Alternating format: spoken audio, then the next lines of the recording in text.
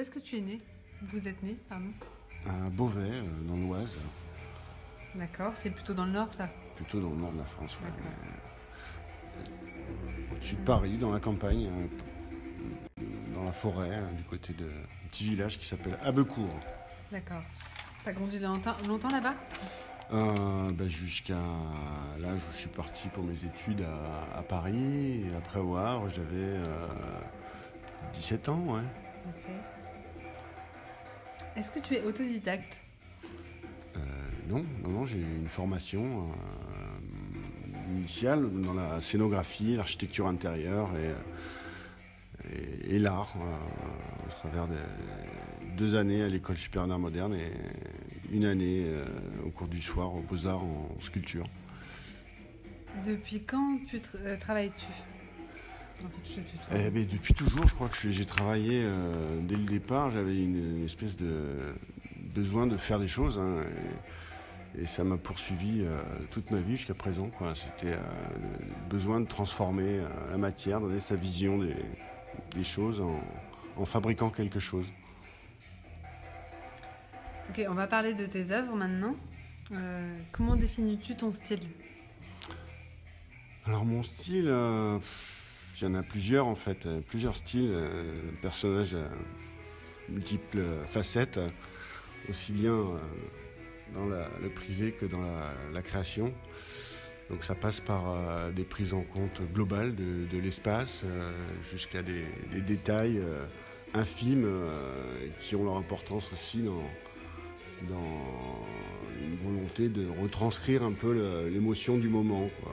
Donc, que ce soit par la peinture, la sculpture ou l'appréhension d'un espace fermé comme l'atelier ou dans la nature, en faisant des créations en art environnemental. Est-ce que tu t'identifierais à un courant d'art particulier? Aujourd'hui, non, justement, je me pose des questions à ce niveau-là, parce que j'ai l'impression que les choses sont tellement mixées que j'appartiens plus à un courant, mais à plusieurs courants, et on se retrouve même dans des courants plus anciens, comme dernièrement au travers de Nadja, le mouvement impressionniste. Surréaliste. On se retrouve aussi mais bon, même dans toutes les périodes, en fait, on a des analogies, en fait, mais Mais par exemple, dans tes débuts, tu te sentais plus particulièrement attiré par quelque chose, ou est-ce que dans tes débuts, hein, je parle de... Ou c'est un espace tellement libre aujourd'hui de... Ça a toujours été un espace d'expression, donc j'ai toujours voulu garder cette liberté, tu vois, parce qu'à un moment donné, j'étais quand même obligé de maintenir une forme d'apparence par rapport au milieu que j'ai fréquenté. Quand je faisais des scénographies, j'étais côtoyé quand même des people, des ministres de l'époque, qui d'ailleurs étaient les mécènes des expositions et de tout ce qu'on entreprenait. Et puis vous aviez énormément de budget, c'est ça? Et on avait énormément de budget, ouais.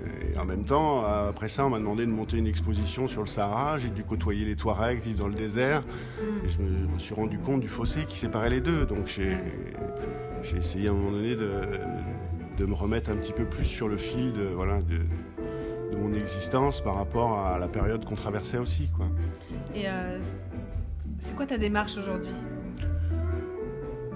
Ma démarche, c'est de se laisser surprendre tous les jours, découvrir des choses qui me motivent, qui me donnent envie de continuer à créer et de partager ça. Et est-ce que tu veux exprimer quelque chose dans tes œuvres, dans tes lieux? Est-ce que tu as un message? Le message global, quand même, ça a toujours été une forme de message d'espoir. C'est toujours relié à la nature, à des process sur lesquels j'essaye de me calquer aussi pour être bien en harmonie aussi bien avec moi-même qu'avec ce qui m'entoure. Donc j'essaie de retranscrire ça de façon picturale ou dans des formes, dans des idées.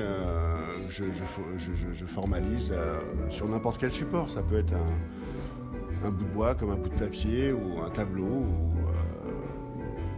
ou d'amener des gens dans un espace à évoluer, s'exprimer également et partager leurs émotions, leurs impressions du moment. Donc là, on va passer à un autre sujet. Par rapport à cette soirée-là, ce soir, est-ce important pour toi de montrer tes œuvres en public ou en général? Alors, ça ne l'était plus, mais ça le redevient, parce que, pareil, toujours on alterne dans la vie plusieurs périodes, et là, actuellement, j'ai une période où, effectivement, j'ai l'impression de m'être mis trop à l'écart, et du coup, que les gens ne me perçoivent plus ne perçoivent plus, pas pour ce que je suis, le perçoivent, mais mon travail créatif, quoi. Enfin, justement, le résultat de mes recherches mérite d'être encore expliqué et partagé de manière à ce que ça continue à évoluer et à s'inscrire dans le temps. Je crois que c'est une notion de vouloir inscrire quand même les choses aussi dans le temps de son passage pour effectivement laisser une trace et un message de son vécu. Parce que là, par exemple, ça fait combien de temps que l'atelier alternatif est ouvert, on va dire? Ou que tu organises des soirées ou éventuellement... Alors, à l'atelier, j'ai repris le lieu, ça fait 7 ans maintenant. L'atelier alternatif, c'est une idée que j'avais déjà développée à Strasbourg, où mon atelier était aussi un lieu de rencontre, mais ça s'est formalisé il y a 5 ans en invitant des proches, des gens qui avaient envie aussi de s'exprimer ici. Et au fil du temps, ça a évolué vers quelque chose de plus structuré, avec une association aujourd'hui, des membres et une organisation qui fait que ça va continuer à se développer. Ça faisait longtemps effectivement que je n'avais pas fait d'expo dans le secteur, donc ce sera l'occasion de remettre tout ça un petit peu dans la lignée de ce que j'ai voulu insuffler au long de ma vie, quoi, en fait. Hein. Pas juste un moment pour faire un coup d'éclat, hein, parce qu'il y a cette idée effectivement de dire qu'il ne faut pas trop vouloir en faire, trop montrer, parce que ça embrouille l'esprit des gens. Mais en même temps, pour vraiment appréhender une œuvre d'art, il faut regarder le parcours de l'artiste. C'est pas juste comme aujourd'hui où on a un flash, un truc, une pub qui passe sur le téléphone, donc, bien écrite par un journal bien placé, qu'on est une star. Enfin si, on est peut-être une star d'un jour, mais on n'est pas artiste d'une vie comme ce que certains artistes peuvent revendiquer. C'est pas juste une envie passagère, c'est des vies complètes, quoi. Donc là, vivant uniquement pour l'art et la création, l'aspect financier pêche, c'est normal, je m'en soucie pas dans ce sens-là, peut-être qu'il faudrait... mais bon, après, il y a d'autres gens qui doivent aussi s'occuper de ça, quoi. Je suis pas forcément... C'est déjà riche, en fait, riche d'une expérience, quoi. Ouais, De toute façon, aujourd'hui, quand tu vois comment les choses évoluent, la valeur des choses, c'est aussi très subjectif aussi, oui, quoi. Pour toi, l'art est utile à la société? Oui. Pour moi, c'est une nécessité. Ça suscite l'imaginaire. Ce qui nous manque aujourd'hui, c'est d'avoir des bonnes idées, d'imaginer un avenir. On a tout pour réussir nos vies, pour réussir à maintenir des équilibres. Et on agit comme des feux follets dans tous les sens, à vouloir effectivement bien vivre, avoir un certain confort. Mais